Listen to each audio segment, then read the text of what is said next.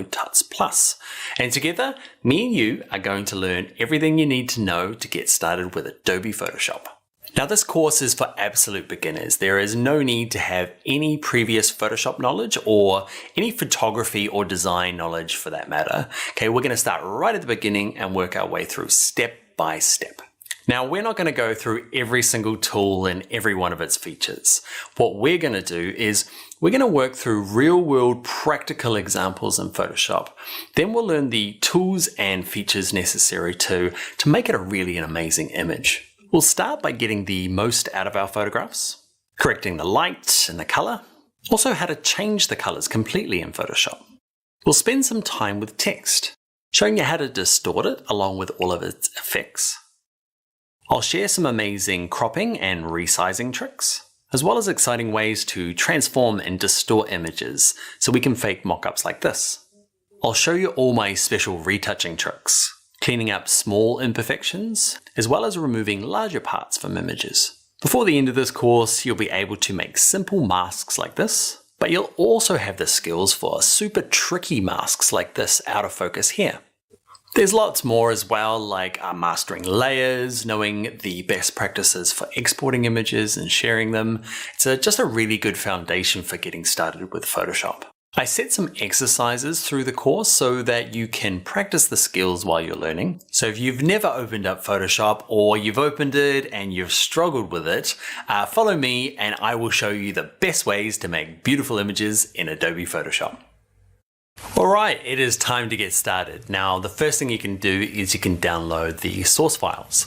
The source files are just the files that we use throughout the course, so you can download those and play along.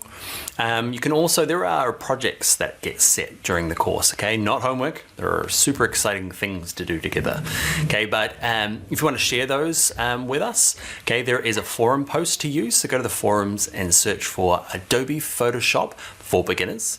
Also, you can share on social media. Twitter, we are Tuts Plus Design, or Dan Loves Adobe, okay, or on Instagram, it's Bring Your Own Laptop.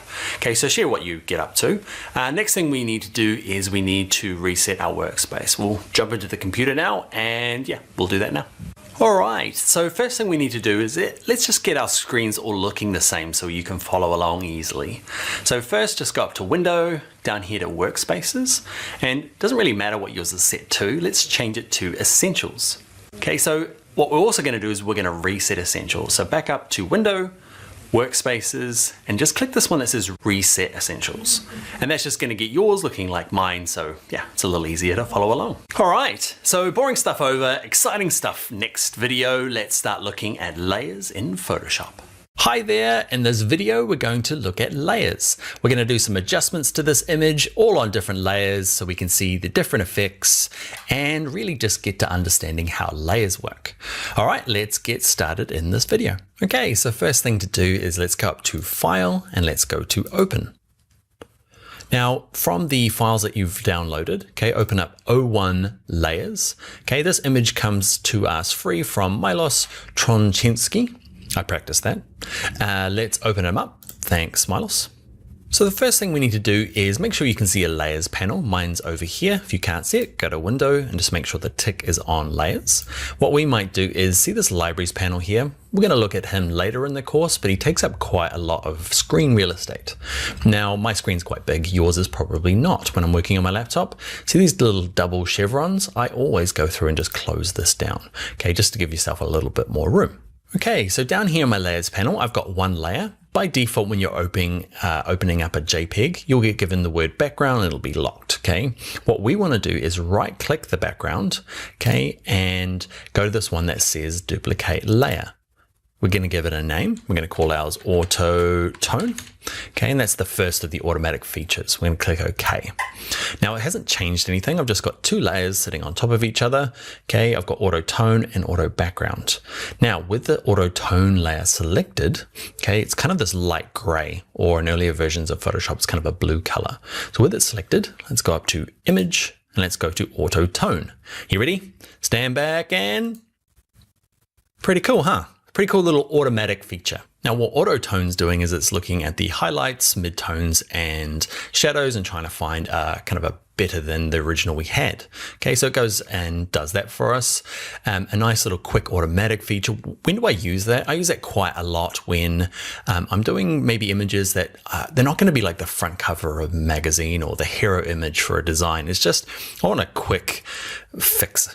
Okay, I've taken them on my phone or something and they're not quite perfect. I'm going to go through and use something like auto tone before I say upload them to social media. So over here in my layers panel, the thing to look at is auto tone. Okay, it's a little hard to see. The thumbnails are slightly different. What we can do is turn the eyeball off on this auto tone layer. Just click the eye right in the middle. Okay, and now we can see the layer underneath, which is the background. So the background's still there, he's protected, he's not being wrecked, okay? And I can turn this top one on and off easily to compare the two. Now, when you're working with layers, you're always looking from the top down. So imagine you're always a bird flying above and you can see auto tone, and I could turn the eye on and off for background, but nothing happens, okay? It's because auto tone's covering it.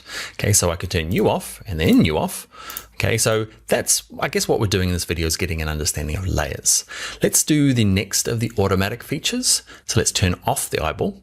Okay, so I turned off auto tone. Let's select the background layer and right click it again and go to duplicate layer. Let's look at the other feature. Okay, it's called auto contrast, and let's click OK. Then with that layer selected, it should be automatically. Let's go to image and let's go one of the other options. Okay, it's better. Okay, the colors are a bit strange still. So note that we've used auto contrast and it's given us a result. Now let's compare it to auto tone by turning on this auto tone layer, on, off, on, off. Sometimes it can be a little hard in this course to see the differences depending on the video quality that you're kind of receiving. So I can see a really clear difference between, I like auto tone better, like stronger darks. Now don't think auto contrast is just broken or doesn't work. Okay, what you'll find is it depends on the image. Sometimes I open up stuff and auto tone does a horrible job, auto contrast does a great job. So open up your image and basically test all three of these. Okay, figure out which is the best, and then say you've got another 10 images to do, then as long as they're kind of photographed in a similar sort of situation, you can often not have to try all three. Just go to the one that works. So we've got auto tone, which is nice, my favorite, auto contrast and background. So let's turn the two eyes off on this top one. Let's look at the last of those automatic features. Right click background, let's go to duplicate layer, call it auto tone. Nope, we're using auto color, and let's click OK. Let's go up to image and let's just set this one. Pretty good. Okay, it's pretty close to auto tone. Now, if I turn them all on, what I want to do is, I know auto contrast is not that great. So I'm going to turn it off. And what